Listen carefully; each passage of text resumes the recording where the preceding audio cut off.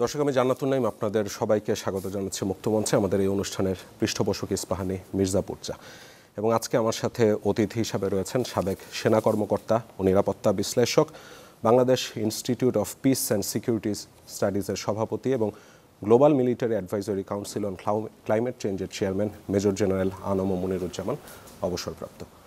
General Moniruzzaman, আপনাকে স্বাগত এবং অসংখ্য ধন্যবাদ স্যার যে আজকে আমাদের আমন্ত্রণে সাড়া দিয়ে স্টুডিওতে আসলেন। কেমন আছেন? ভালো আছি, ধন্যবাদ আপনাকে। স্যার, গতকাল তো ডক্টর মোহাম্মদ ইউনূস, মানে আমাদের অন্তর্বর্তী সরকারের প্রধান উপদেষ্টা, তিনি জাতিসংঘের সাধারণ পরিষদে একটি ভাষণ দিয়েছেন। ভাষণটি নিশ্চয়ই শুনেছেন। বাংলায় একটি ভাষণ দিলেন যেখানে তিনি 52 এবং 71-এর কথা স্মরণ করেছেন। ছাত্র জনতার আন্দোলনে বীরত্বগাথা তিনি পৃথিবীবাসীর কাছে তুলে ধরেছেন। সেনাবাহিনীর ভূমিকার প্রশংসা করেছেন এবং সেই সাথে তিনি একটি নতুন বাংলাদেশ করতে বিশ্ব নেতাদেরকে পাশে চেয়েছেন। তো সার্বিকভাবে ডক্টর ইউনূসের এই ভাষণ আপনার কাছে কেমন মনে হয়েছে? সার্বিকভাবে প্রফেসর ইউনূস যে ভাষণটা দিয়েছেন সাধারণ পরিষদে, যে সাবলীলভাবে উনি যে ভাষণটা দিয়েছেন, সেটা সকলে খুব ভালোভাবে গ্রহণ করেছে। শুধু বাংলাদেশেই নয়, বহির্বিশ্বেও যারা ছিলেন সেখানে, তাদের কাছে এটা খুবই গ্রহণযোগ্য মনে হয়েছে এবং সেটা তাদের প্রতিক্রিয়া দেখে বোঝা যাচ্ছিল। এখানে বেশ কিছু গুরুত্বপূর্ণ বিষয়ে তিনি দৃষ্টিপাত করেছেন, যেমন আমাদের যে মনসুন রেভলিউশন যেটা হয়ে গেল, সেটার যে বীরত্বগাথা সেটা তিনি তুলে ধরেছেন। তিনি আমাদের ইতিহাসের দিকে তুলে ধরেছেন। তিনি কিভাবে নতুন বাংলাদেশ গড়ার ব্যাপারে তার সরকার কিভাবে কাজ করতে চায় এবং বিশ্ববাসীর কাছে কী ধরনের সহযোগিতা বা সাহায্য উনি পেতে চান সেটাও তুলে ধরেছেন। একই সাথে একটা গুরুত্বপূর্ণ বিষয় তিনি তুলে ধরেছেন যে জলবায়ু পরিবর্তনে বাংলাদেশে যে পরিস্থিতি হতে যাচ্ছে, যে ধরনের বড় বড় চ্যালেঞ্জ আমাদের মোকাবেলা করতে হবে, সে বিষয়ে বিশ্বের সবার কাছে তিনি একটা বিশেষভাবে একটা দৃষ্টি তিনি বাংলাদেশের দিকে ফেরাতে চেয়েছেন। কারণ আমরা সকলে জানি যে এটা আমাদের জন্য একটা বড় সমস্যা হয়ে গেছে, ভবিষ্যতে আরও বড় সমস্যা হতে যাচ্ছে। আপনি নিজে তো global Military Advisory Council on Climate চেঞ্জের চেয়ারম্যান। তো এটি কিভাবে কাজ করে এবং চেয়ারম্যান হিসেবে আপনার দায়িত্ব কি থাকে সেখানে? বাংলাদেশকে কিভাবে আপনি ওয়ার্ল্ড প্ল্যাটফর্মে রিপ্রেজেন্ট করছেন? গ্লোবাল মিলিটারি অ্যাডভাইজরি কাউন্সিল একটা এক্সপার্ট বডি। এখানে বিভিন্ন দেশের, বিশেষ করে বড় বড় সব দেশের সদস্য আছে এই কাউন্সিলে। এই কাউন্সিলের প্রধান যে কাজটা হয় সেটা হচ্ছে যে জলবায়ু নিরাপত্তার ব্যাপারে যে ধরনের প্রতিক্রিয়া বিশ্বে এবং বিভিন্ন দেশে দেখা যাবে, অর্থাৎ security implications of climate change কী ধরনের হবে, সেটাকে বোঝা এবং বিশ্লেষণ করা, এবং এটার উপরে ভিত্তি করে বিভিন্ন দেশকে, বিভিন্ন সংস্থা যেমন নেটো, এআরএফ এবং আন্তর্জাতিক সংস্থাগুলো আছে, তাদেরকে বিভিন্নভাবে উপদেশ দেওয়া। এছাড়া বিশ্বের যেখানেই জলবায়ু এবং জলবায়ু নিরাপত্তা ব্যাপারে আলোচনা বা কোনো নেগোসিয়েশন হয়, সেখানে আমাদের একটা উপস্থিতি থাকে। আমি নিজেও চেয়ারম্যান হিসাবে প্রায় সব বড় বড় নেগোসিয়েশন আমি উপস্থিত থেকেছি, এবং নভেম্বর মাসে বাকুতে আজারবাইজানে যে COP29 অনুষ্ঠিত হতে যাচ্ছে, সেখানে জাতিসংঘের মহাসচিবের তরফ থেকে একটা বিশেষ একটা অধিবেশন হবে, যেখানে জলবায়ু নিরাপত্তার ব্যাপারে আলাপ আলোচনা হবে। সেখানেও আমি একজন আমন্ত্রিত বক্তা হিসেবে থাকব। এছাড়া আমি ইতিমধ্যে 2-3 বছর আগে জাতিসংঘ নিরাপত্তা পরিষদে গিয়ে তাদের আমন্ত্রণে জাতিসংঘ নিরাপত্তা পরিষদকে আমি জলবায়ু নিরাপত্তার ব্যাপারে, বিশেষ করে সি লেভেল রাইজ থেকে কী ধরনের সিকিউরিটি ইমপ্লিকেশনস হবে সে বিষয়ে বিশদভাবে তাদের সাথে আমি ব্রিফিং করেছি, আলোচনা করেছি। আমাদের প্রধান কাজ হচ্ছে জলবায়ু নিরাপত্তার উপরে কাজ করা এবং এই বিষয়ে যে উপদেশগুলো দেওয়া, সেটা বিভিন্ন সরকারকে এবং বিভিন্ন সংস্থাকে প্রদান করা। জলবায়ু ইস্যুটাতে আমি আবার পরে চলে আসবো, যেহেতু বাংলাদেশ একেবারে অভিঘাতটা মোকাবেলা করছে, বাংলাদেশের মতন দেশগুলো তাদের ক্ষতিপূরণ নিয়ে আসলে কী করা যেতে পারে। তবে তার আগে একটি গুরুত্বপূর্ণ ইস্যুতে চলে আসতে যাচ্ছিলাম, যে ছাত্র জনতার অভ্যুত্থানের পর আমরা দেখলাম যে হঠাৎ করে বাংলাদেশের সব থানা ফাঁড়িগুলি পুলিশ শূন্য হয়ে গেল, এবং এখন সেখানে পরিস্থিতির কিছুটা উন্নতি হয়েছে, তবে খুব যে উন্নতি হয়েছে তা বলা যাবে না। অনেকেই বলেন যে পুলিশের লোকবল তো এখনও সবাই ফিরে আসেনি, মনোবলও তাদের ভেঙে গিয়েছে। এবং আজকে আমি দেখছি যে গুলশানে 2 জনের গলাকাটা লাশ উদ্ধার হয়েছে, কক্সবাজারের চকরিয়াতে একজন কমিশনড অফিসার ডাকাত দলের আক্রমণে নিহত হয়েছেন। আমরা দেখছিলাম যে পুলিশের থানার থেকে যেসব অস্ত্র খোয়া গিয়েছিল তার মধ্যে থেকে এখনও 1890টা 1885টা এখন উদ্ধার করা যায়নি। এসএসএফ এর যেসব অস্ত্র ছিল সেগুলো উদ্ধার করা যায়নি। সার্বিকভাবে দেশের আইন শৃঙ্খলা পরিস্থিতি এবং অভ্যন্তরীণ নিরাপত্তা আপনার কাছে ঠিক কতটুকু ঝুঁকিপূর্ণ এবং উদ্বেগজনক মনে হচ্ছে? আমার কাছে এটা বেশ ঝুঁকিপূর্ণ মনে হয় এখনও। এটা একটা ভঙ্গুর অবস্থায় আছে। আপনি সঠিকভাবে উল্লেখ করেছেন যে থানাতে সঠিক জনবল এখনও ফিরে আসে নাই। বিভিন্ন জায়গাতে যে জনবলের ঘাটতিগুলো আছে সেগুলো পূরণ করা যায় নাই, বা যেখানে জনবল ফিরে এসেছে কিন্তু তারা সঠিক মনোবল নিয়ে কাজ করতে পারছে না। এমনকি আমরা যদি রাস্তার দিকেও তাকাই, ট্রাফিক পুলিশ হয়তো কোনো কোনো জায়গায় ফিরে এসেছে, গা ছেড়ে দিয়েছে, হ্যাঁ, তারা কোনো কিছু করছে না, তারা শুধুমাত্র কোনো একটা জায়গায় দাঁড়িয়ে আছে। পুলিশের যে ভূমিকা থাকার দরকার তার অর্ধেকও তারা পালন করতে পারছে না। এই অবস্থায় একটা বড় ধরনের শূন্যতা বিরাজ করছে আমাদের আভ্যন্তরীণ নিরাপত্তার ক্ষেত্রে, এবং এর যে প্রতিক্রিয়া হতে পারে সেটা যে কোনো মুহূর্তে যে কোনোভাবে হতে পারে এবং ভয়াবহ আকার ধারণ করতে পারে। আমাদের সকলকে মনে রাখতে হবে যে পুলিশের যে দায়িত্ব সেটা অন্য কাউকে দিয়ে সঠিকভাবে পূরণ করা সম্ভব না। আমরা অনেক ক্ষেত্রে দেখেছি যে সেনাবাহিনীর সৈন্যদের পাঠিয়ে অনেক জায়গাতে কাজ করানোর চেষ্টা করা হয়েছে, হয়তো সাময়িকভাবে এটা সম্ভব হলেও এটা সার্বিকভাবে পুলিশের দায়িত্ব অন্য কোনো সংস্থা থেকে এসে পূরণ করতে পারবে না। পুলিশের যে দায়িত্ব সেটা যদি সম্পূর্ণভাবে পুলিশ যতক্ষণ পর্যন্ত গ্রহণ না করবে ততক্ষণ পর্যন্ত আমাদের নিরাপত্তা পরিস্থিতিটা স্থিতিশীল হবে না এবং একটা ভঙ্গুর পরিস্থিতি থেকে যাবে, যার কারণে যে কোনো সময় যে কোনো বড় ধরনের দুর্ঘটনা হতে পারে। পুলিশকে তাহলে এখন তাদের মনোবল ফেরানোর জন্য, লোকবল জয়েন করানোর জন্য, কারণ অনেকেই তো পালিয়ে গেছেন এখনো পর্যন্ত ফেরত আসেনি, কি করা যেতে পারে? বাহিনীটাকে কিভাবে ঢেলে সাজানো যেতে পারে এবং মানুষের কাছাকাছি নিয়ে আসা যেতে পারে? আমরা ইতিমধ্যে কথা বলছি বা কথা শোনা যাচ্ছে যে একটা সার্বিক পুলিশ রিফর্ম হবে। তো পুলিশ রিফর্ম প্রক্রিয়াটা কিন্তু খুব ছোট আকারে হয় না, এটা একটা দীর্ঘমেয়াদী প্রক্রিয়ার ভিতর দিয়ে যায়। কাজে বর্তমানে আমাদের যেটা দরকার, শর্ট টাইম সলিউশনটা আসলে আমাদের খুব তাড়াতাড়ি কোনো একটা কিছু করে আপাতত একটা সমাধানের দিকে যেতে হবে। সেখানে আমাদের নতুন করে জনবল আবার নেওয়ার প্রয়োজন আছে এবং নেওয়া প্রক্রিয়া হয়তো শুরু হয়েছে বলে আমি জানি, এবং এটা হয়তো শুধু কনস্টেবল পর্যায়ে না, সরাসরি অন্য পর্যায়ে নেওয়ারও প্রচেষ্টা করতে হবে। আমি ইতিমধ্যে লিখেছি সংবাদপত্রে যে যদি জনবল আমরা খুব তাড়াতাড়ি রিক্রুট করতে চাই, প্রয়োজন হলে আমাদের যে সেনাবাহিনীর যে রিজার্ভিস্ট যারা আছে, যারা দক্ষ শক্তি হিসাবে পরিগণিত হয়, তাদের থেকে হয়তো রিক্রুটমেন্ট করে এই সব গ্যাপগুলোকে ফিল আপ করার চেষ্টা করা যেতে পারে। এছাড়া হয়তো শিক্ষিত যে এখানে যুবক আমরা পেতে পারি, তাদের থেকে সরাসরি রিক্রুট করে হয়তো কিছু জনবলের ঘাটতি আমাদের মেটানো যেতে পারে। তবে আমাদের প্রচেষ্টা করতে হবে যত তাড়াতাড়ি সম্ভব, শুধু সংখ্যার দিক থেকে নয়, পুলিশের মনোবলকে ফিরিয়ে আনতে হবে। এবং মনোবলকে ফিরিয়ে আনাটা কিন্তু একটা বেশ কঠিন প্রক্রিয়া। এখানে শুধু পুলিশের নিজের চেষ্টা করলেই হবে না, আমরা নাগরিক হিসাবে তাদের যে মনোবল সেটাও ফিরিয়ে দিতে হবে, আমাদের সহযোগিতা করতে হবে। পুলিশ মানে যে সবাই খারাপ এটা কিন্তু মনে করা উচিত না, তারাও কঠিন পর্যায়ের ভিতর দিয়ে তাদের দায়িত্ব পালন করে। কাজে তাদের সাথে জনগণ হিসাবে, নাগরিক হিসাবে আমাদেরও সহযোগিতা করতে হবে, যাতে করে তাদের মনোবল ফিরে পায় এবং তাদের দায়িত্ব তারা পালন করতে পারে। তবে দীর্ঘমেয়াদী পর্যায়ে যেতে গেলে আমাদের পুলিশ রিফর্মে যেতে হবে এবং সেই দিকে পদক্ষেপ নেওয়ার জন্যে যত তাড়াতাড়ি সম্ভব আমাদের এই ধরনের প্রক্রিয়াটাকে শুরু করতে হবে। পুলিশ রিফর্মের যে পদক্ষেপের কথা বলছেন, সে ধরনের প্রচেষ্টা কি চোখে পড়ছে এখন পর্যন্ত? না, এখন পর্যন্ত শুরু হয়নি। এ ব্যাপারে শুধুমাত্র একটা কমিশন গঠন করা হয়েছে। কমিশন 3 মাসের ভিতরে একটা রিপোর্ট দেবে বলে আমরা আশা করছি। সেই কমিশনের রিপোর্টের উপরে ভিত্তি করে হয়তো সরকার তাদের সিদ্ধান্ত নেবেন কী ধরনের রিফর্মের দিকে তারা এগোবেন। আমরা জানি যে 10-11 সালেও এ ধরনের একটা প্রক্রিয়া শুরু হয়েছিল, কিন্তু সেই প্রক্রিয়াটা একটা পর্যায়ে গিয়ে মুখ থুবড়ে পড়ে যায় এবং সেটা আর তার থেকে অগ্রসর হয় নাই।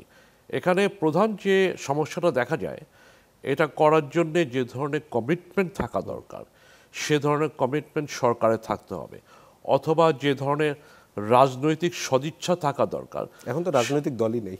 রাজনৈতিক না থাকলেও যে সরকার আছেন তাদের যে পলিটিক্যাল ক্যাপিটাল আছে সেটা এখানে ইনভেস্ট করতে হবে, এবং এই প্রক্রিয়াটাকে শুধু এই সরকারের মেয়াদকালে নয়, এটা ভবিষ্যতে আরও এগিয়ে নিয়ে যেতে হবে। আমরা জুলাই আগস্ট মাসে পুলিশ বাহিনীর কিছু কিছু সদস্যের এক ধরনের নৃশংসতা দেখলাম এবং সরাসরি হত্যা গণহত্যার সাথে তাদের জড়িত থাকার প্রমাণও পাওয়া যাচ্ছে। এবং যখন এই সব কিছু হয়ে গেল, আবিষ্কার করা গেল যে দলীয়করণ এতটাই বেশি হয়ে গিয়েছিল যে আর মানুষই খুঁজে পাওয়া যাচ্ছে না, এমন একটা অবস্থা।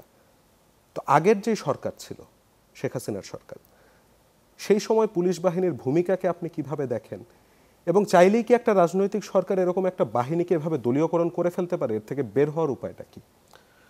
পুলিশের ভূমিকাটা কোনোভাবে গ্রহণযোগ্য ছিল না। শেখ হাসিনার সরকার পুলিশকে পুলিশ হিসেবে রাখে নাই, একটি দলীয় বাহিনীতে রূপান্তরিত করেছিল এবং দলীয় বাহিনীর ভিতরেও আবার কিছু আঞ্চলিক একটা রূপ ধারণ করেছিল। আমরা পুলিশের সাথে কথা বললে আপনি জানবেন যে গোপালী পুলিশের কথা সকলেই বলে। গোপালগঞ্জ থেকে রিক্রুট করা হচ্ছিল, এছাড়া ছাত্রলীগ থেকে সরাসরি রিক্রুট করা হচ্ছিল। সম্পূর্ণভাবে দলীয় দৃষ্টিকোণ থেকে পুলিশের রিক্রুটমেন্টটা করা হচ্ছিল, যার কারণে তাদের যে মানসিকতা ছিল সেটা পুলিশের মানসিকতার সাথে কোনো সামঞ্জস্য ছিল না। তারপরে তাদেরকে যেভাবে প্রশিক্ষণ দেওয়া হয়েছিল এবং যেভাবে তাদেরকে ব্যবহার করার জন্যে রাজনৈতিকভাবে তৈরি করা হয়েছিল, সেই পুলিশের কাছ থেকে এর চেয়ে ভালো কিছু আশা করা উচিত হবে না। এবং তাদেরকে যারা নিয়ন্ত্রণ করছিল, বিশেষ করে তাদের যে ঊর্ধ্বতন কর্মকর্তা ছিল, তারা কিন্তু পুলিশের ভূমিকায় ছিল না, তারা দলীয় বাহিনীর খুব সংকীর্ণ একটা ভূমিকায় তারা ছিল। এবং তাদের উপরে যে ধরনের চাপ ছিল রাজনৈতিকভাবে, সেটা তারা সম্পূর্ণভাবে তাদের অধীনস্থ যারা সৈনিক ছিল তাদের উপর তারা এটা চাপটা দিয়ে তাদেরকে এই ধরনের কাজ করতে বাধ্য করেছে।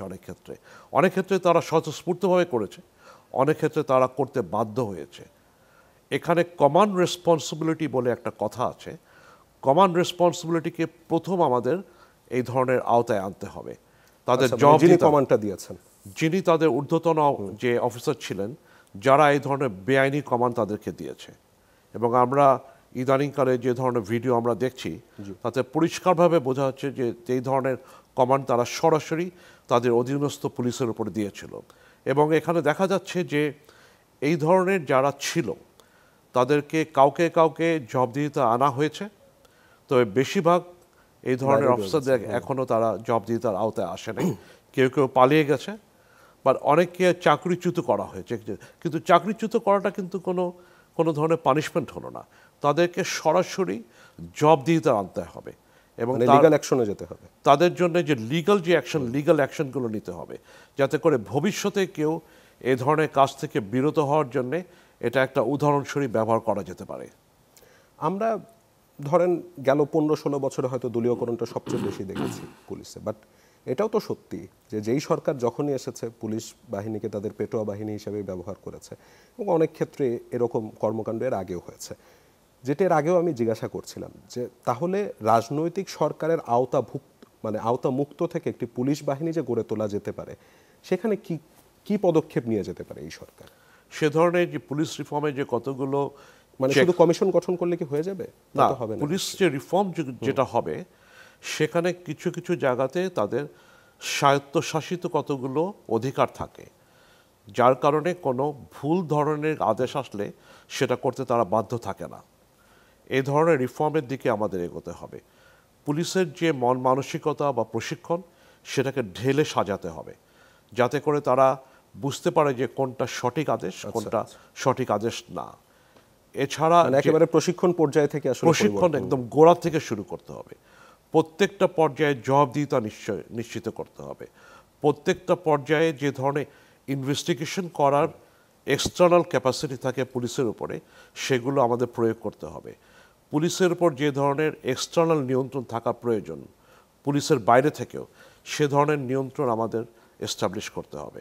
রাজনৈতিকভাবে অপব্যবহার করার জন্যে যে ধরনের প্রবণতা থাকে, সেগুলোকে বন্ধ করার জন্যে কতগুলো সেফগার্ড দিতে হবে। তাহলেই পুলিশ তাদের যে কাজের জন্য তারা তৈরি হয়ে থাকে, যে তারা জনবান্ধব হবে, মানুষকে সাহায্য করবে, সেদিকে তারা পুলিশ এগোতে পারবে। বর্তমানে তার ধারে কাছেও পুলিশ নাই। আমরা এবার যখন থানাগুলিতে আক্রমণ হলো, অনেকেরই অভিযোগ রয়েছে যে যদি সেনাবাহিনী একটু প্রোঅ্যাক্টিভ থাকতো বা তারা যদি একটু আগে মুভ করতো, হয়তো অনেক থানা বাঁচানো যেত। আপনার এই ক্ষেত্রে মতামতটা কি? কিছু কিছু ক্ষেত্রে করা গেল, সার্বিকভাবে করা যেত না। আচ্ছা, কারণ পরিস্থিতিটা এমন একটা পর্যায়ে চলে গিয়েছিল যে সেনাবাহিনী কোনটা রেখে কোনটা করবে। কাজেই বাংলাদেশে শত শত থানা আছে, এগুলোকে কিভাবে সেনাবাহিনী সেগুলোকে সেফগার্ড করবে। হয়তো কিছু কিছু বড় দু একটা জায়গাতে হয়তো তারা চেষ্টা করতে পারতো, কিন্তু সার্বিকভাবে আমি মনে করি না যে সেনাবাহিনী এই কাজটা হাতে নিয়ে সঠিকভাবে করতে পারতো। বিশেষ করে যে এছাড়াও অন্যান্য বড় বড় কাজ সেনাবাহিনীতে চলে এসেছিল, যেগুলোর দিকে নজর দিতে গেলে তারা এই থানাগুলোকে তাদের প্রোটেক্ট করা সম্ভব হতো না। তবে যেভাবে থানার উপরে আক্রমণ হয়েছে সেটা যে খুব আশ্চর্যজনক সেটাও বলবো না। মানুষের ভিতরে যে ধরনের ক্ষোভের সৃষ্টি হয়েছিল এটা তারই বহিঃপ্রকাশ। আমরা এইবার মানে 5 আগস্টের পরে যদি সেনাবাহিনীর ভূমিকা দেখি, সেই ভূমিকাকে আপনি কিভাবে মূল্যায়ন করবেন এবং 1/11-এর সময় সেনাবাহিনীর ভূমিকাকে আপনি কিভাবে মূল্যায়ন করবেন? দুটোর মধ্যে পার্থক্য বা মিল কোথায়? দুটার ভিতরে কোনো মিল নাই। আচ্ছা, আমরা 1/11-তে দেখেছি সেনাবাহিনী ক্ষমতা দখল করেছিল, সেনাবাহিনী ক্ষমতা নিয়েছিল। 5 আগস্টে একটা পরিস্থিতি এমনভাবে এসেছিল যেখানে সেনাবাহিনী এসে পরিস্থিতিটাকে রক্ষা করেছে। আচ্ছা, সেনাবাহিনী যে ধরনের ভূমিকা পালন করেছে 5 আগস্টে, সেটা একটা ঐতিহাসিক ভূমিকা। বরং আমি বলতে চাই যে যে ধরনের পরিস্থিতির ভিতরে বাংলাদেশ চলে গিয়েছিল, সেই পরিস্থিতি থেকে সেনাবাহিনী বাংলাদেশকে উদ্ধার করেছে। এবং সেনাবাহিনী যদি সেই সঠিক সিদ্ধান্তটা না নিত তাহলে বড় ধরনের রক্তক্ষয় হতো, এবং সেই রক্তক্ষয়ের পরে পরবর্তী পর্যায়ে কোন দিকে চলে যেত দেশ সেটা হয়তো নিশ্চিত করে আমরা এখন পর্যন্ত বুঝতেও পারছি না, বলতেও পারছি না। সেনাবাহিনী খুব সঠিক সিদ্ধান্ত নিয়ে জনগণের পক্ষে দাঁড়িয়েছিল। সেনাবাহিনী খুব সঠিক সিদ্ধান্ত নিয়ে বাংলাদেশের সংবিধানের পক্ষে দাঁড়িয়েছিল। সেনাবাহিনী খুব সঠিক সিদ্ধান্ত নিয়ে মানুষের জানমাল রক্ষা করার জন্য চেষ্টা করেছিল, যার কারণে পরিস্থিতিটা একদম খাদের কিনারায় গিয়েও আবার ফিরে এসেছে। আমি বলবো যে বাংলাদেশের ইতিহাস, এই পর্যায়ের ইতিহাস যখন লেখা হবে তখন সেনাবাহিনীর এই ভূমিকার জন্য সেনাবাহিনী বিপুলভাবে প্রশংসিত হবে। কথা হচ্ছিল সেনাবাহিনীর ভূমিকা নিয়ে, এবং আপনি বলছেন যে ভবিষ্যতে যখন এই সময়টার ইতিহাস লেখা থাকবে তখন তাদের অবদানটা স্মরণীয় হয়ে থাকবে। আমরা 5 আগস্টের ঠিক আগে আগে আপনাদের মতন যারা সাবেক সেনা কর্মকর্তা রয়েছেন তাদের একটা প্রোঅ্যাক্টিভ ভূমিকা দেখেছিলাম। আপনার কাছে কি মনে হয় যে সেই ভূমিকার কারণেই সেনাবাহিনী পরবর্তী সময়ে আর অন্য কিছু চিন্তা করেননি? ওটা একটা মানে সেই ভূমিকার একবার দরকার হয়েছিল কেন সাবেক সেনা কর্মকর্তা? দরকার হয়েছিল এই কারণে যে সেনাবাহিনী তো কোনো বিচ্ছিন্ন একটা সংগঠন নয়, জি, বা অবসরপ্রাপ্ত কর্মকর্তারা এই দেশেরই নাগরিক। জি, কাজে তাদের নৈতিক দিক থেকে তারা যে অবস্থানটা নিয়েছিল, যেটা তারা মনে করেছিল যে জনগণের সাথে একাত্মতা ঘোষণা করা, সেটা সঠিক সিদ্ধান্ত ছিল।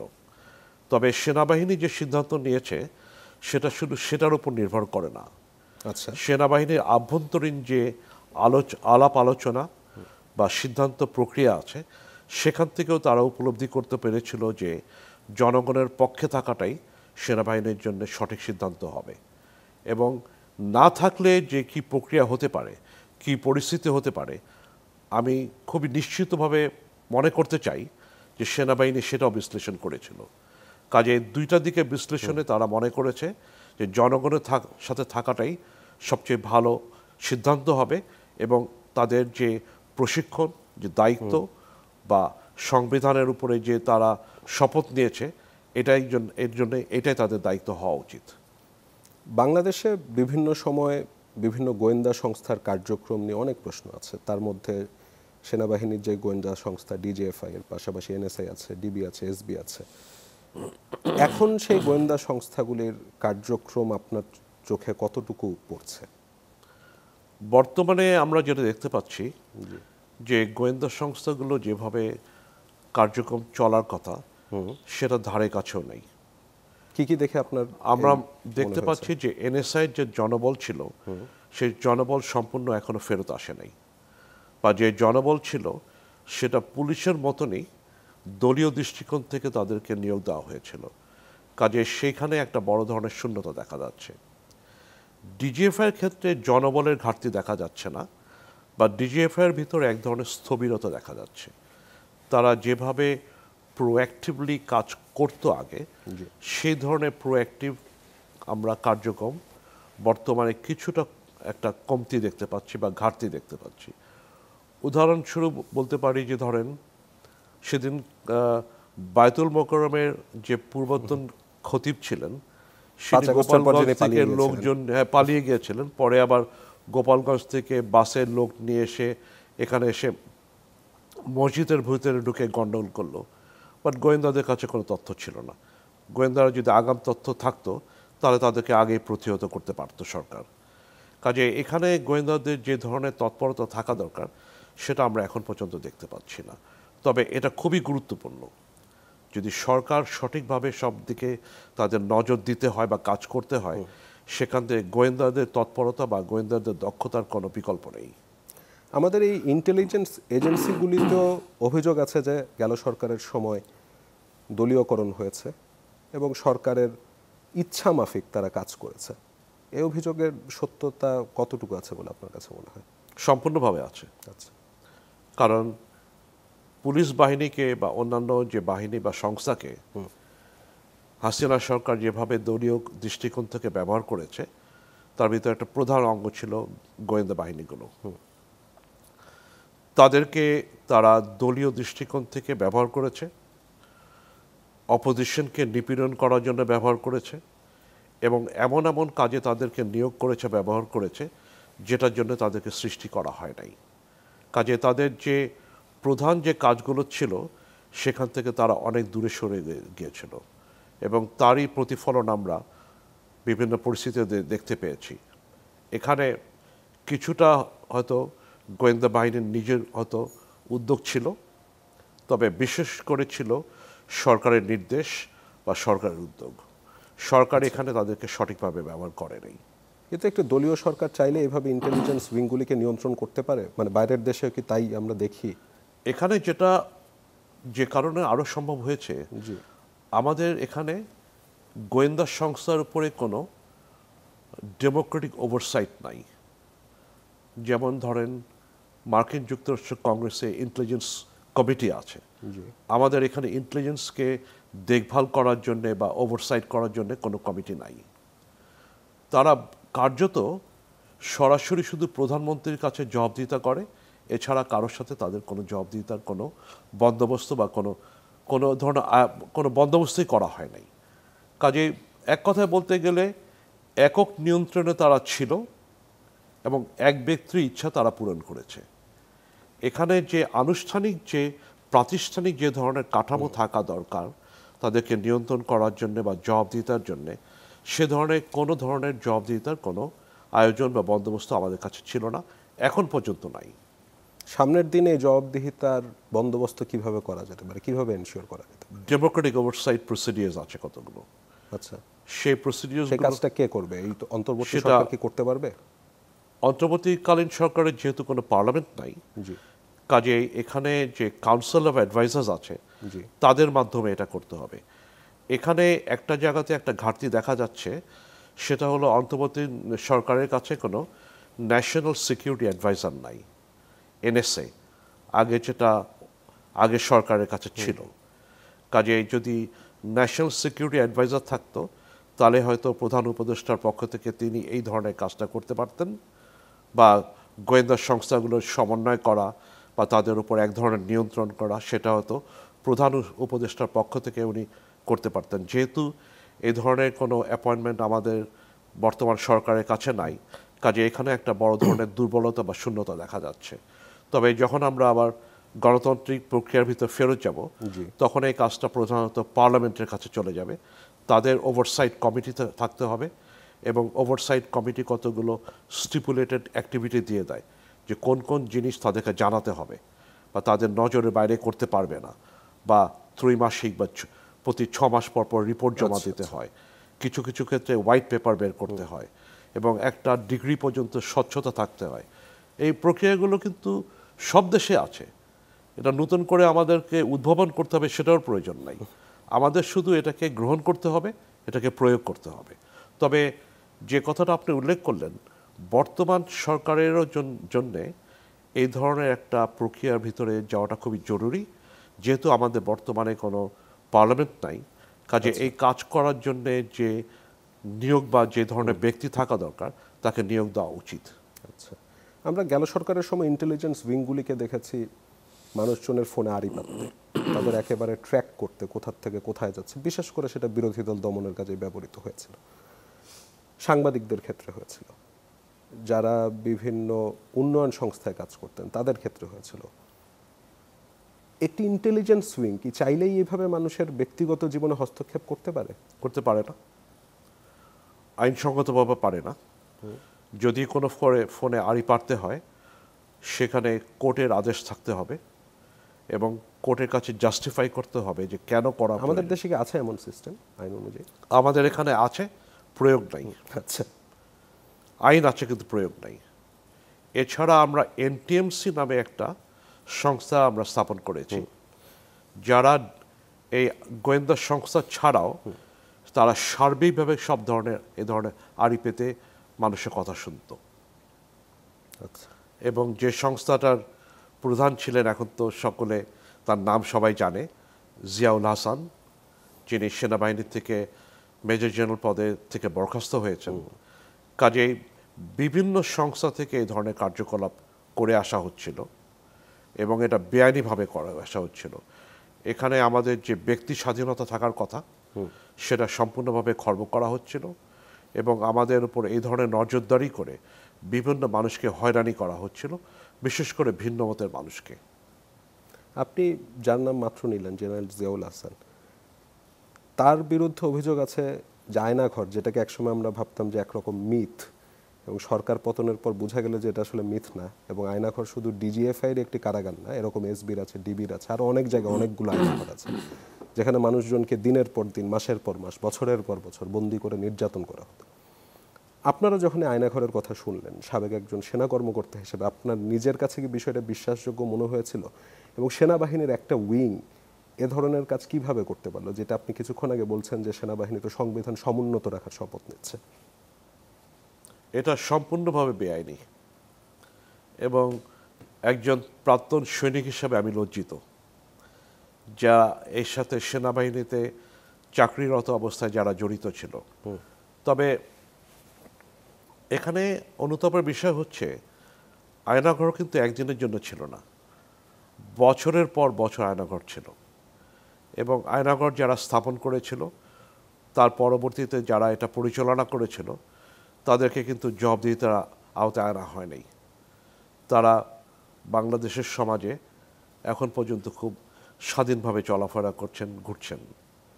যতক্ষণ পর্যন্ত জবাবদিহিতার আওতায় এই সব ক্ষেত্রে না আনা হবে, ততক্ষণ পর্যন্ত কিন্তু আবার নতুন আয়নাঘর আবার স্থাপন হবে।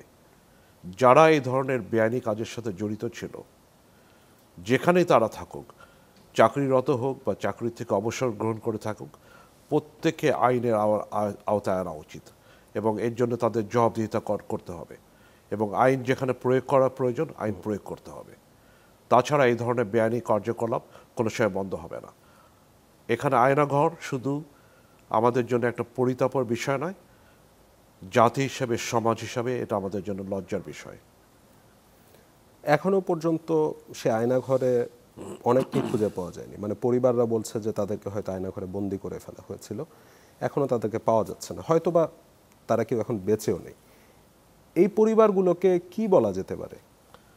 আমরা কিছুটা হলেও আর্মি কি ভূমিকা রাখতে পারে এক্ষেত্রে? না, আমরা আশা করছি যে নতুন যে কমিশনটা গঠন করা হয়েছে গুম এবং খুনের ব্যাপারে, তারা হয়তো কিছুটা হলেও সার্বিকভাবে একটা পরিস্থিতির উপরে একটা মূল্যায়ন করতে পারবে যে কোথায় কোথায় আয়নাঘর ছিল। আমরা এখন শুনছি যে র্যাবের সাথে অনেক আয়নাঘর ছিল, এসবির সাথে আয়নাঘর ছিল। তো আমরা সার্বিকভাবে বুঝতে চাই যে আয়নাঘর কোথায় কোথায় ছিল, কারা এটাকে পরিচালনা করছিল এবং এখানে কতজন মানুষ ছিল, এখনও কেউ আছে কিনা।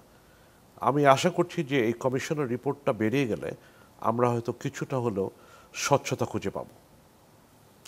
আপনি কতটুকু আশাবাদী যে সব তথ্য সঠিকভাবে বের হয়ে আসবে? এই কমিশনের ব্যাপারে আমি সম্পূর্ণভাবে আশাবাদী না হলেও কিছুটা হলেও আশাবাদী। তবে আমি কমিশনের সাথে কথা বলেছি বোঝার জন্য যে কিভাবে তারা অগ্রসর হবেন। কি বলেছে আপনাকে? তাদের একটা বিষয়ে সংশয় আছে যে যারা এগুলো পরিচালনা করছিল সেই সব সংস্থা থেকে যদি সম্পূর্ণ সহযোগিতা না পাওয়া যায় তাহলে হয়তো অনেক ক্ষেত্রে এটাকে সঠিকভাবে পরিচালনা করা হয়তো কঠিন হবে। অর্থাৎ তারা আশা করছে যে সব ধরনের সংস্থা ডিজিএফআই, এসবি, ডিবি, র্যাব সবাই তাদের সাথে সম্পূর্ণভাবে সহযোগিতা করবেন। আপনার কি মনে হয় এটা কি করার সম্ভাবনা আছে? আমার মনে হয় কিছুটা হলে আছে। আচ্ছা, কারণ পরিস্থিতি এমন যে সহযোগিতা না করার আবার বেশ কিছু নেতিবাচক দিক আছে, সেদিকে হয়তো অনেকে পদক্ষেপ নাও নিতে যেতে পারে। সো আমি আশা করছি যে হয়তো 100 ভাগ না হলেও কাছাকাছি হয়তো তারা উদ্ঘাটন করতে পারবেন। আপনি নিজে যখন সেনাবাহিনীতে দায়িত্ব পালন করেছেন, জানবার একটা আগ্রহ হচ্ছিল, তখন কি এই আয়নাঘর সম্পর্কে আপনার আইডিয়া ছিল, ধারণা ছিল? আমার ধারণা কোনো আয়নাঘর ছিল না। আচ্ছা, আয়নাঘরটা আমার ধারণাতে এটা হাসিনা সরকারের আবিষ্কার। আচ্ছা। এ ধরনের কোনো জিনিস তার আগে ছিল বলে আমার জানা নাই। অনেকে তো বলেন 1/11-এর সময় থেকেই নাকি ছিল। না, 1/11-এর পরের থেকে শুরু হয়েছে। এবার একটু অন্য একটা প্রসঙ্গে চলে যেতে যাচ্ছিলাম। ছাত্র জনতার অভ্যুত্থানের মধ্য দিয়ে শেখ হাসিনা সরকারের পতন যখন হলো, তারপর আমরা ভারতে ভিন্ন রকম কিছু তাদের প্রতিক্রিয়া দেখলাম। তার আগে অবশ্য সরাসরি শেখ হাসিনা সরকারকে টিকিয়ে রাখতে ভারতের একরকম প্রকাশ্য মনোভাবই খুঁজে পাওয়া গেছিল, এবং তারপর আমরা দেখলাম যে ভারতের প্রতিরক্ষা মন্ত্রী তিনি বেশ কড়া কড়া কিছু কথাবার্তা বলেছিলেন। রাজনাথ সিং উচ্চ পর্যায়ের সভায় বলেছেন যে বাংলাদেশ প্রসঙ্গে রাশিয়া ইউক্রেন যুদ্ধ, ইসরায়েল হামাস যুদ্ধের সাথে তুলনা করেছেন। শীর্ষস্থানীয় কমান্ডারদের বাংলাদেশের চলমান পরিস্থিতির দিকে নজর রাখতে বলেছেন। ভারতের এই সার্বিক অবস্থানকে আপনি কিভাবে দেখেন বাংলাদেশ ইস্যুতে? বাংলাদেশের জন্য ভারতের এই অবস্থানটা কতটুকু উদ্বেগজনক মনে হয়? আমার কাছে বেশি উদ্বেগজনক। আচ্ছা, প্রধানত এই কারণে বাংলাদেশের যে একটা আমূল পরিবর্তন হয়ে গেছে, জি, যে বাস্তবতার যে সম্পূর্ণভাবে পরিবর্তন হয়ে গেছে, এইটাকে ভারত গ্রহণ করতে পারছে না। কেন পারছে না সেটার কারণ হচ্ছে যে ভারত এই ধরনের পরিস্থিতির জন্য হয়তো কোনোভাবে মানসিকভাবে কোনো সময় প্রস্তুতি ছিল না, এবং তাদের যে সম্পূর্ণ বাংলাদেশের যে পলিসিটা ছিল এটা সম্পূর্ণভাবে ডিফিটেড হয়ে গেছে। এই বাস্তবতার সাথে তাদেরকে খাপ খাওয়াতে হবে। আমরা বিভিন্ন সময় যে ভারতের গণমাধ্যমে কথা বলছি বা লিখছি, আমরা বারবার বলার চেষ্টা করছি যে বাংলাদেশের নতুন পরিস্থিতিটা তাদের অনুধাবন করতে হবে, এবং এই বাস্তবতার সাথে আমাদের দ্বিপাক্ষিক সম্পর্ক কীভাবে হবে সেটা আবার নতুন করে নিরূপণ করতে হবে। কিন্তু সেদিকে এখন পর্যন্ত বাস্তবসম্মত কোনো পদক্ষেপ তারা নিয়েছে বলে আমার মনে হচ্ছে না। বরং এখন পর্যন্ত বিভিন্ন পর্যায়ে থেকে উস্কানিমূলক বিভিন্ন রকম বক্তব্য আসছে, যেটা আমাদের দ্বিপাক্ষিক সম্পর্কের জন্য কোনোভাবে কোনো সহায়ক ভূমিকা রাখতে পারবে বলে মনে হচ্ছে না। এছাড়া ভারতের গণমাধ্যমে একটা বড় আকারের ডিসইনফরমেশন ক্যাম্পেইন চলেছে, এখনো চলছে। সংখ্যালঘুদের উপর নির্যাতনের ব্যাপারে হোক, অন্যান্য ব্যাপারে হোক, বিভিন্ন ধরনের ভুল তথ্য তারা দিচ্ছে, এবং বেশিরভাগ ভুল তথ্য তারা জেনে শুনে তারা এখানে দিচ্ছে। এখানে যে দুর্বলতাটা আমি দেখতে পাচ্ছি সেটা হচ্ছে যে আমাদের পক্ষ থেকে যে অন্য ন্যারেটিভ থাকবে সেই ন্যারেটিভটা আমরা দিচ্ছি না, কোনো কাউন্টার ন্যারেটিভ নাই, বা আমাদের যে নিজস্ব যে ন্যারেটিভ সেটা একেবারেই নাই। আমাদের যে ভারতে দিল্লিতে আমাদের যে দূতাবাস আছে তারা কি ধরনের ন্যারেটিভ তারা প্রকাশ করছে এই ধরনের কোনো নিদর্শন আমি দেখতে পাই নাই। আমি তাদের কোনো কার্যকলাপই দেখতে পাচ্ছি না যে এই ধরনের ভুল ন্যারেটিভকে কাউন্টার করার জন্য তারা কি পদক্ষেপ নিচ্ছে। কাজে এখানে একতরফাভাবে একটা ভুল ডিসইনফরমেশন ক্যাম্পেইন ভারতে চলে আসছে এবং আরও চলছে। সেখানে আমরা কিছুটা হলেও একেবারে নীরব দর্শকের ভূমিকায় আছি। আচ্ছা, এই ভূমিকাটা পরিবর্তন করতে হবে। সরকারের পক্ষ থেকে সক্রিয়ভাবে একটা ন্যারেটিভ দিতে হবে। আমাদের দূতাবাস, বাংলাদেশের দূতাবাস যেটা দিল্লিতে অবস্থিত আছে, তাদের পক্ষ থেকে আরও সক্রিয়ভাবে কিছু কাজ তাদের করতে হবে, যাতে করে এই ধরনের ভুল তথ্য তাদের মিডিয়াতে বা অন্যান্য জায়গাতে না চলে যায়। এমনকি আমরা বিভিন্ন ভারতীয় থিঙ্ক ট্যাঙ্কের আলোচনা শুনেছি এবং সেখানেও দেখছি যে তাদের মিডিয়াতে যে ধরনের ভুল তথ্য দেওয়া হচ্ছে, তার চাইতেও বেশি ভুল তথ্য সেখানে দেওয়া হচ্ছে। কাজে সব কিছু মিলেই কিন্তু সরকারের নীতি নির্ধারণ করা হয়। এই ধরনের ভুল তথ্য যদি চলতে থাকে, তাহলে ভারতের যে নীতি নির্ধারণ তারা যেভাবে করছে সেটা কিন্তু ভুল পথে এগিয়ে যাচ্ছে। এবং আমাদের মনে রাখতে হবে যে সবসময় আমরা প্রতিবেশীর সাথে আমাদের অবস্থান করতে হবে। কাজে চার সাইডেই তো ল্যান্ড পোর্ট, ভারতের সাথে আমাদের ল্যান্ড। এমন একটা পরিস্থিতি যাতে না হয় যে তাদের সাথে আমাদের কোনো সম্পর্কই থাকলো না। আমাদের সম্পর্কটা যাতে একটা বন্ধুত্বপূর্ণ সম্পর্ক থাকে, যেখানে আমাদের জাতীয় মর্যাদা থাকবে, জাতীয় সম্মান সমুন্নত থাকবে, যেখানে আমাদের জাতীয় স্বার্থ সম্পূর্ণভাবে রক্ষা করা হবে। সেগুলোর উপর ভিত্তি করে আমাদের একটা সমতার ভিত্তিতে ভারতের সাথে একটা নতুন সম্পর্ক গড়ে তোলার প্রয়োজন আছে। ভারতের সাথে শুধু বৈরিতা রেখে আমরা সহাবস্থান করতে পারবো না। কাজে আমাদের রিলেশনশিপটা প্র্যাগম্যাটিক হতে হবে, যেখানে আমাদের যে ইনগ্রেডিয়েন্টগুলো বললাম সেগুলো থাকতে হবে। আমাদের সম্মান সমুন্নত থাকবে, আমরা সমতার ভিত্তিতে আমরা কথা বলবো, আমাদের জাতীয় স্বার্থ আমরা রক্ষা করব, একই সাথে আমরা বন্ধুত্বপূর্ণ সম্পর্ক বজায় রাখবো। জেনারেল মনিরুজ্জামান, আপনি যেটা বলছিলেন যে সম্মান সমুন্নত রাখতে হবে, সমতার ভিত্তিতে সম্পর্ক, ন্যায্যতার সম্পর্ক, তো ভারতের সাথে তো আমাদের একটা পলিসি ছিল মানে আগের সরকারের, সেই পলিসিতে কি এগুলোর কোনোটা আপনার চোখে পড়েছিল কখনো?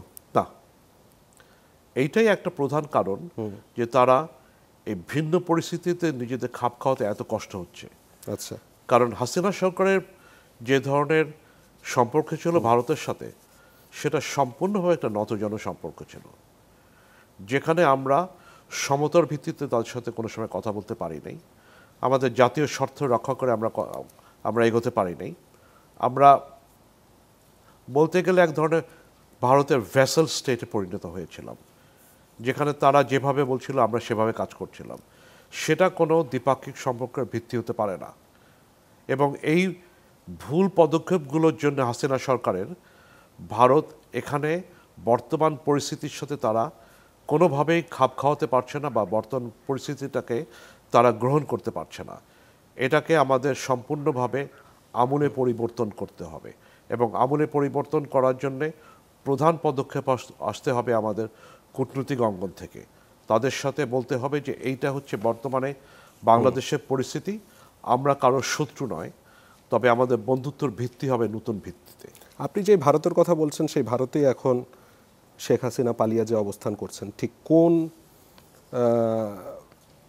মানে কি হিসাবে অবস্থান করছেন, কোন মর্যাদা অবস্থান করছেন, তা এখনও পর্যন্ত আমরা জানতে পারিনি। এবং আমার জানার মতো এখনও পর্যন্ত এই সরকারও কোনো ফর্মাল অ্যাপ্রোচ করেনি তাকে ফিরিয়ে আনার জন্য। যদিও আমি ডক্টর ইউনূসের 2 দিন আগের একটি বক্তব্য শুনছিলাম, তিনি একটি ইন্টারভিউতে বলছিলেন যে শেখ হাসিনাকে দেশে ফিরিয়ে এনে বিচারের আওতা আনা উচিত। আপনার কাছে কি মনে হয় এই সরকারও কেন মানে শেখ হাসিনাকে ফিরে আনার জন্য কোনো ফর্মাল অ্যাপ্রোচ এখনো করেনি? না, আমার মনে হয় যেটা আমাদের চিফ অ্যাডভাইজার বলেছেন, জি, বা অন্যান্য অনেকে অন্য অ্যাডভাইজাররা সবাই কথা বলছে, বলছে, সবাই ফিরে বলছে, আনার কোন পদক্ষেপ চোখে পড়ল না। কার্যকর পদক্ষেপ নিতে হবে, মুখে বললে হবে না। সেটাই বলছি। হ্যাঁ, আমাদের উচিত হবে যে ফর্মাল চ্যানেলে, লিগ্যাল চ্যানেলে এবং মিনিস্ট্রি অফ ফরেন অ্যাফেয়ার্স মোফার চ্যানেলে যেভাবে আমাদের এই রিকোয়েস্টটা পাঠানোর কথা, সেটা অবিলম্বে পাঠিয়ে দেওয়া। এটা নাকি সবার আগে স্বরাষ্ট্র মন্ত্রণালয়কে চাইতে হবে, তারপর মোফা মুভ করবে? না, মোফা প্রথমে জানাতে হবে। আচ্ছা, মোফা জানানোর পরে যে এক্সট্রাডিশন যে ট্রিটিটা, সেইটা স্বরাষ্ট্র মন্ত্রণালয়ের কাজ হবে আচ্ছা, এক্সট্রাডাইট করার জন্য। বা যদি আমাদের পররাষ্ট্র মন্ত্রণালয়ের অনুরোধের প্রেক্ষিতে তারা তাকে ফেরত পাঠিয়ে দেয়, তাহলে হয়তো এক্সট্রাডিশন ট্রিটি ইনভোক করতে হবে না। এক্সট্রাডিশন ট্রিটি তখনই ইনভোক করতে হবে যদি তারা স্বইচ্ছায় না পাঠিয়ে দেয়, তখন ট্রিটির আওতায় আমাদের তাকে ফেরত যেতে হবে। তবে আমার মনে হয় শুধু সরকারই নয়, জনগণেরও ইচ্ছা যে একটা স্বচ্ছ প্রক্রিয়ার মাধ্যমে আইনের মুখোমুখি করতে হবে শেখ হাসিনাকে তার কার্যকলাপের জন্য। এবার গণহত্যার পরে যদি কেউ আইনের মুখোমুখি না হয় তাহলে আর কে হবে? এবার একটু অন্য প্রসঙ্গে চলে যেতে যাচ্ছিলাম। সাম্প্রতিক সময়ে আমরা দেখলাম যে কয়েকদিন আগেরই তো ঘটনা, দীঘিনালায় পাহাড়ি বাঙালি সংঘর্ষের ঘটনা ঘটেছে। আমি কয়েকজন পাহাড়ির ইন্টারভিউ শুনছিলাম যেখানে তারা সেনাবাহিনীর বিরুদ্ধে বল প্রয়োগের অভিযোগ এনেছেন। পার্বত্য চট্টগ্রামে আমাদের অশান্তির ইতিহাস বহু পুরনো। 97 সালে যখন শান্তি চুক্তি হলো, তারপরেও সেখানে একেবারে যে প্রপার শান্তি তা হয়তো কখনোই আর প্রতিষ্ঠিত হয়নি। সন্তু লারমা সেই সংগঠন ভেঙে ইউপিডিএফ হলো, ইউপিডিএফ ভেঙে আরও সংগঠন হলো, এবং চুক্তি অনুযায়ী সেখানে 6টা ক্যান্টনমেন্ট থাকবার কথা ছিল, অস্থায়ী যতগুলি ক্যাম্প ছিল সেনাবাহিনীর সেগুলো সরিয়ে ফেলবার কথা ছিল। পাহাড়িদের অভিযোগ হচ্ছে যে 400-র বেশি অস্থায়ী ক্যাম্প ছিল, যার মধ্যে থেকে মাত্র 35টি প্রত্যাহার করা হয়েছিল। পার্বত্য অঞ্চলে এখনো পর্যন্ত শান্তি কেন ফিরে আসলো না, কেন সেই চুক্তি পুরোপুরি বাস্তবায়িত হলো না, এবং পার্বত্য অঞ্চলে সেনাবাহিনীর বিরুদ্ধে যে বল প্রয়োগের অভিযোগ রয়েছে সেই অভিযোগের সত্যতা কতটুকু বলে আপনি মনে করেন, এবং সেনাবাহিনীর সেখানে থাকবার এখনো পর্যন্ত প্রয়োজনীয়তা হচ্ছে কেন? প্রধানত হচ্ছে যে আমরা যে শান্তি চুক্তি তাদের সাথে স্বাক্ষর করেছিলাম সেটাকে বাস্তবায়ন না করাটাই হচ্ছে প্রধান কারণ, যার কারণে কোনো সরকার কেন বাস্তবায়ন করতে চায় না বা করে না কেন? বাস্তবায়ন করে না এই কারণে যে এর ভিতরে কিছু কিছু ক্লজ আছে যেটা বাস্তবায়ন করাটা খুবই দুরূহ। 1 নম্বর হচ্ছে ভূমি ব্যবস্থাপনা।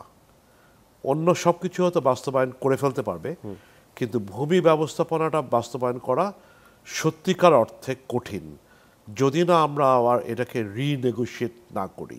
আচ্ছা, এবং ভূমি ব্যবস্থাপনা যতক্ষণ পর্যন্ত বাস্তবায়ন না হবে অন্যান্য কোনো কিছু বাস্তবায়ন করে লাভ হচ্ছে না, যার কারণে শান্তি চুক্তি বাস্তবায়ন না করার কারণে পার্বত্য চট্টগ্রাম অঞ্চলে যে ধরনের শান্তি বা স্থিতিশীলতা ফিরে আসার কথা ছিল সেটা কোনো সময় ফিরে আসে নাই। না আসার কারণে যে ধরনের সেনা ছাউনি বা স্থাপনাগুলো সেখান থেকে বন্ধ করে ফেরত নিয়ে আসার কথা ছিল সেগুলো, এটা একটা সার্বিক চেইন প্রক্রিয়া, সেগুলো করা যায় নাই। তো বর্তমানে শুধু যেটা হচ্ছে এটা কিন্তু শুধু আভ্যন্তরীণ কারণে হচ্ছে বলে আমি মনে করি না। আচ্ছা, এখানে সম্প্রতি পার্বত্য অঞ্চলে যে অস্থিরতা হচ্ছে বা কুকি চীনের যে কার্যক্রমগুলো হচ্ছে, এখানে একটা বাইরের হাত থাকার সম্ভাবনাটা আমি খুব বড় করে দেখছি। কাদের থাকতে পারে? ইন্ধন আসতে পারে একমাত্র আমাদের প্রতিবেশী রাষ্ট্র থেকে, এবং কুকি চীনের ক্ষেত্রে মণিপুরে যে ধরনের বর্তমানে সহিংসতা বা অস্থিতিশীলতা বজায় আছে সেটারও প্রভাব পড়তে পারে।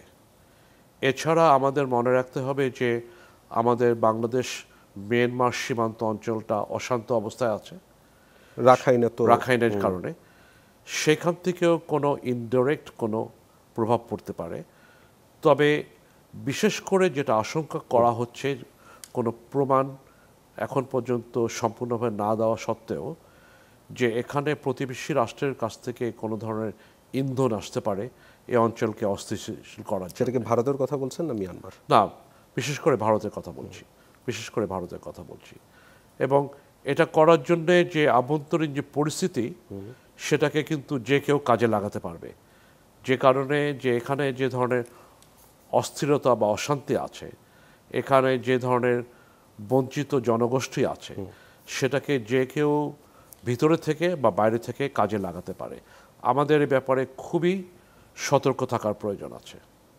সতর্ক থাকতে গেলে নিশ্চয়ই আমাদের আগের থেকে কিছু তথ্য জানতে হবে, বুঝতে হবে যে কার কি উদ্দেশ্য আছে। যে তথ্যগুলি আমাদেরকে প্রোভাইড করবার কথা ইন্টেলিজেন্স উইংয়ের।